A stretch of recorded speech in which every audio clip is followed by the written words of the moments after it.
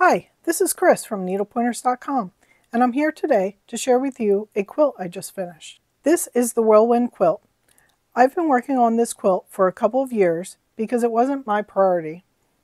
I saw this quilt and kit in an email sent by Fat Quarter Shop. I just fell in love with the pattern and the bright colors. The kit came with fabrics from Moda's Petal Power line and a printed pattern by It's So Emma. The kit has plenty of fabric, as you can see by how much I have left over. I purchased the coordinating backing fabric for the quilt from the same fabric line. These Petal Power fabrics are probably hard to find now, but this quilt would look great in any brightly colored fabrics. The pattern looks complex, but it consists of two 16-inch blocks, the Star block and the Whirlwind block. Each of the blocks are assembled in 4 quarters that are identical except for the color of the fabric. There are no strange seams in the blocks, as they mostly consist of half-square triangles put together in an interesting way. The 18-page pattern steps you through sewing these blocks and finishing the quilt top. There are many photos and instructions to guide you. The pattern comes with yardages and cutting instructions to cut a crib, lap, twin, or queen size quilt. I was able to use my AccuQuilt cutter to cut out the squares and half-square triangles for this quilt. I used my small value die and a 4.5-inch half-square triangle dies. By cutting the half-square triangles with the die, it sped up the process of piecing the half-square triangle blocks. If you don't have an AccuQuilt cutting machine, the pattern instructs you to cut out squares, rectangles, and strips, so there is no complex cutting necessary.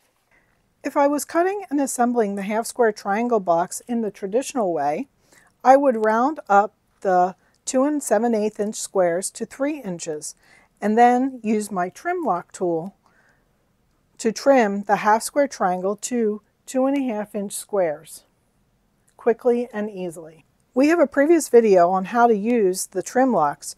Once I assembled the blocks, I sewed them together into the quilt top. One border is added around the outside. I envisioned a flower or a daisy pattern for the quilting of this quilt. Since I am not good at free motion quilting, I decided to take the quilt to my long arm quilting friend Becky at Sugarloaf Quilting. She quilted the layers with a flower pattern and variegated thread. I love how the quilting turned out and the final look of the quilt. The kit included fabric for the binding.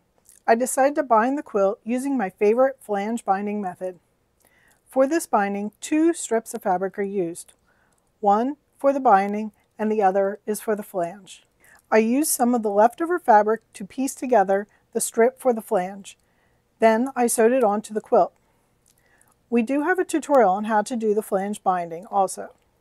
Lastly, I added a quilt label to the back. I printed this label onto fabric using my inkjet printer. Then I cut it out and applied it to the quilt. We have a tutorial on using an inkjet printer to make a quilt label. I hope you enjoyed learning about this quilt I made for myself. If you are interested in making this quilt, please look in the description of this video for a link to our page for this project. On that page, you will find more photos and information about this quilt, along with links to purchase the pattern. The kit I used is no longer available, but you can find nice quilt fabrics at Fat Quarter Shop to make your own quilt. The pattern has the number of fabrics needed along with the yardages. Needle Pointers is a Fat Quarter Shop affiliate, so please click our link in the web page before purchasing so they know we referred you. We receive a commission for any sales made through our links. Also, look on that page for the tutorials for the flange binding, inkjet labels, and using the trim lock tool. Let us know what you think in the comments below. Like and share our videos, and if you're not a subscriber, subscribe to our channel so you won't miss future videos. Visit our website, needlepointers.com, for lots of other quilting tutorials and free projects.